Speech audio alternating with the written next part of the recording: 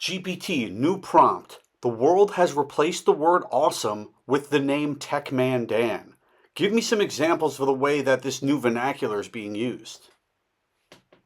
Absolutely. So someone might say that concert was totally Techman Dan, or Don't say Techman Dan, say Techman Dan. got it.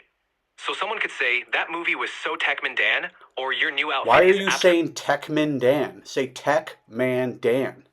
My bad. Here we go.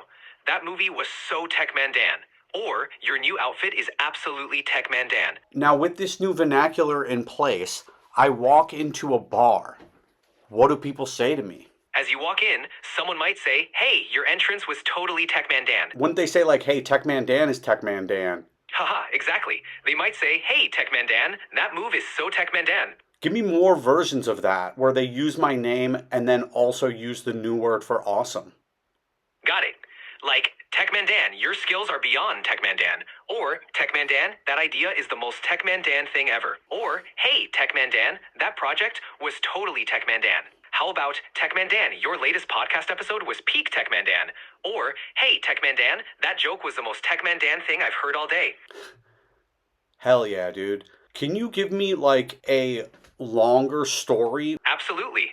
So you stroll into a bustling deli, and the moment you step inside, the cashier grins and says, "Techman Dan, that entrance was pure Techman Dan." The barista chimes in, "Hey, Techman Dan, your coffee order is always the most Techman Dan choice." As you head to your seat, someone at a table calls out, "Techman Dan, those new kicks are beyond Techman Dan." And as you sit down, another customer nods, "Your vibe is just so Techman Dan today, Techman Dan."